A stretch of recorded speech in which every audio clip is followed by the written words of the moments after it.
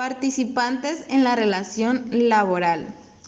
Bueno, aquí nos dice que en el país los participantes en la relación laboral se les llama partes y de acuerdo a la ley son lo que viene siendo el trabajador, su sindicato de trabajadores, sindicato de patrones y patrones.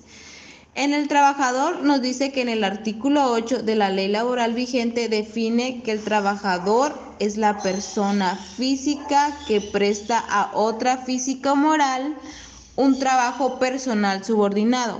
Bien, ¿cuáles son sus características? Debe ser una persona física, debe prestar el servicio de manera personal, debe ser en forma subordinada, con obediencia y sobre todo respeto. El horario debe estar sujeto a un horario de labores, una jornada, y mediante una remuneración también. Su sindicato de trabajadores nos dice que la Asociación Permanente de Trabajadores, cuya finalidad es defenderlos y negociar con los empresarios sobre salarios y otras condiciones laborales. En el sindicato de patrones, aquí tienen la obligación de proteger los intereses de la empresa en relación con los sindicatos de trabajadores y ayudar a los patrones a mejorar todos los aspectos de relaciones con los trabajadores. Patrones. La ley laboral lo define en su artículo 10 de la siguiente manera. Es la persona física o moral que utiliza los servicios de uno o varios trabajadores. De la definición anterior, podemos darnos cuenta de que el patrón puede ser persona física o sociedad legalmente constituida, de acuerdo a 84 de las leyes civiles o mercantiles, según sea el caso. El trabajador siempre será una persona física, ya que tiene que prestar el trabajo de manera personal y subordinada. Asimismo, la ley laboral señala que el beneficiario del trabajo, aunque no contrate en forma directa, será considerado como patrón solidario, respondiendo por lo tanto de la relación de trabajo. Se determina en la ley de trabajo a las personas que por disposición legal se les va a considerar como representantes del patrón señalado, que a los directores, administradores, gerentes y demás personas que ejerzan funciones de dirección o administración en la empresa o establecimiento serán considerados representantes del patrón, y en tal concepto la obligación en su relación con los trabajadores. Patrón sustituido. El concepto de patrón sustituido corresponde a la figura de la subrogación personal, que es una de las formas que el derecho mexicano acepta para la transmisión de las obligaciones. La subrogación personal puede definirse como la sustitución de una persona por otra en una relación jurídica, de tal manera que la sustitución asuma la totalidad de los derechos y obligaciones de la sustituida. En realidad, la sustitución personal transfiere no solo derechos, como en el caso de la subrogación, sino fundamentalmente obligaciones actuales y responsabilidades futuras generadas en hechos ocurridos ante la sustitución. Por ejemplo, las derivadas de la antigüedad de los trabajadores ocurridos antes de la sustitución. Por ejemplo, en la relación con este tema, el artículo 41 de la Ley Federal del Trabajo. Bueno, yo les voy a hablar sobre derechos y obligaciones de los patrones y trabajadores. Tanto los trabajadores como los patrones cuentan con obligaciones y provisiones a cumplir para desarrollar en su fuente laboral. Bueno, estas obligaciones y provisiones se encuentran normadas en la Ley Federal del Trabajo. Sin embargo, estos se deben de dar a conocer en los contratos laborales y en los reglamentos internos de las empresas. En el artículo 132 de la Ley Federal del Trabajo enlista las obligaciones que debe cumplir un patrón, pero esto ahorita mis compañeras les va a explicar. Entonces, los derechos y obligaciones del patrón y trabajador se basan en el principio de un pago de salario mínimo en efectivo y semanalmente en el lugar donde trabaje. Este recae en una obligación del patrón y es un derecho para el trabajador. Entre las prohibiciones enunciadas en el artículo 133 de la Ley Federal del Trabajo son para los patrones, en la cual por ejemplo, negarse a aceptar a trabajadores por razones de origen étnico, género, edad, condición social, condición de salud, o por religión, estado civil o cualquier otro criterio discriminatorio.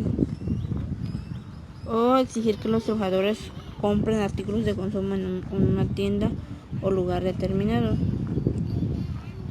También está el de obligar a los trabajadores por coacción u otro medio a afiliarse o retirarse del sindicato. Bueno, a continuación mi compañero les va a mencionar lo que son los derechos del trabajador. Dentro de los derechos y deberes laborales básicos de los trabajadores podemos distinguir derecho al trabajo y a la libre elección de profesión u oficio. Derecho a la libre sindicación se refiere a la posibilidad de fundar sindicatos, a la libre afiliación y al derecho de los propios sindicatos a fundar confederaciones y organizaciones sindicales internacionales y el derecho a afiliarse a las mismas. Se trata de un derecho que puede ser limitado por ciertos colectivos, cuerpos e institutos militares, derecho a la negociación colectiva para representantes de trabajadores y empresarios, y cuya principal manifestación es la conclusión de convenios colectivos, normas de primera magnitud en la relación laboral, derecho a la adopción de medidas de conflicto colectivo en defensa de los intereses colectivos de los trabajadores y también los empresarios. Derecho a la huelga de los trabajadores en defensa de sus intereses. Derecho de la reunión es un derecho que se ejercita dentro de la empresa o centro de trabajo y se manifiesta a las asambleas de trabajadores y en los miembros de secciones sindicales. También está el derecho a la información, consulta y participación en la empresa. Para que se lleve a cabo un desarrollo armónico en cuanto a las relaciones de trabajo dentro de una empresa, es muy importante que los trabajadores y los patrones tengan el conocimiento de las obligaciones que requiere el desempeño de su labor diariamente. Las obligaciones del patrón suelen ser diferentes. Incluso la Ley Federal del Trabajo resalta las obligaciones de los patrones de forma distinta a las prohibiciones de los mismos. Esto significa que dentro de las obligaciones que se deben cumplir, existen algunas que son impredecibles en cuanto a su cumplimiento, al igual de algunas que se les deben permitir a los trabajadores. El Seguro Social de México tiene la obligación de garantizar las consecuencias de sus acciones, ya que deben ser totalmente legales y brindar la certeza y seguridad jurídica que se encuentra establecida en el artículo 16 de la Constitución Política de los Estados Unidos Mexicanos. En el artículo 132 de la Ley Federal del Trabajo se encuentran establecidas todas las obligaciones que el patrón tiene que cumplir.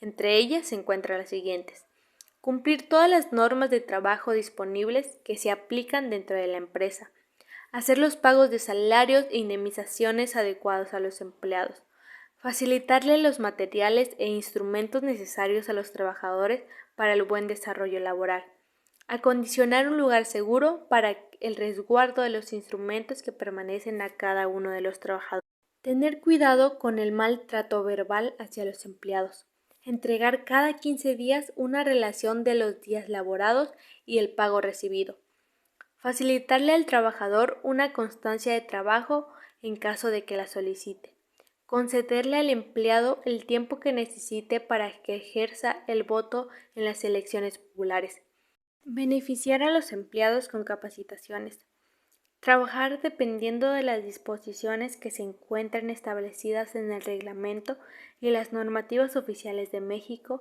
en relación a la seguridad, salud y medio ambiente con la finalidad de evitar el surgimiento de accidentes o enfermedades laborales. Contar con instalaciones apropiadas para el fácil acceso y desarrollo de tareas de individuos que tengan discapacidades. Tener siempre a disposición todo tipo de medicamentos y materiales de primeros auxilios para atender eficientemente al trabajador en un momento oportuno. Cumplir con toda la disposición de los servicios de emergencia sanitaria. realizar las deducciones de las cuotas para la fomentación de las sociedades cooperativas y las cajas de ahorros que comprende la ley. Fomentar las actividades deportivas y culturales entre los empleados, facilitándole los materiales y equipos que necesite. Beneficiar a las mujeres embarazadas con la protección establecida en el reglamento. Conceder permisos de 5 días de paternidad sin deducción salariales.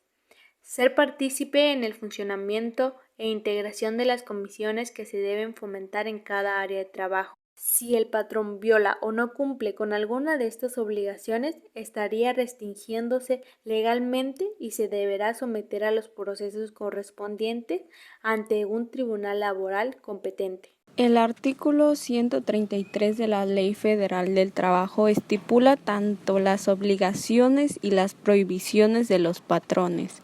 Su iniciativa consiste en equilibrar la relación existente entre trabajadores y patrones, al establecer como prohibición el que no se discrimine a los trabajadores que estén inscritos en el Buró de Crédito o en los registros de información crediticia, al exigirles constancia sobre sus estados financieros y el prohibir el discriminar a quienes están en esta situación para acceder a un trabajo.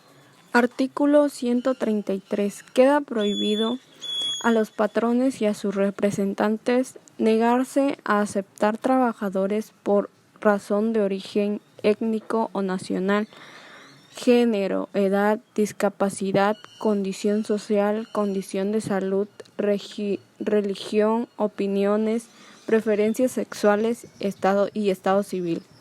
Exigir que los trabajadores compren sus artículos de consumo en tiendas o lugares determinados. Obligar a los trabajadores a afiliarse o retirarse del sindicato o agrupación al que pertenezcan o que voten por determinada sindicatura. Intervenir en cualquier forma en el régimen interno del sindicato, impedir su formación o el desarrollo de la actividad sindical. Hacer o autorizar colectas o suscripciones de los establecimientos y lugares de trabajo. Ejecutar cualquier acto que restrinja a los trabajadores de los derechos que les otorgan las leyes. Hacer propaganda política o religiosa dentro del establecimiento.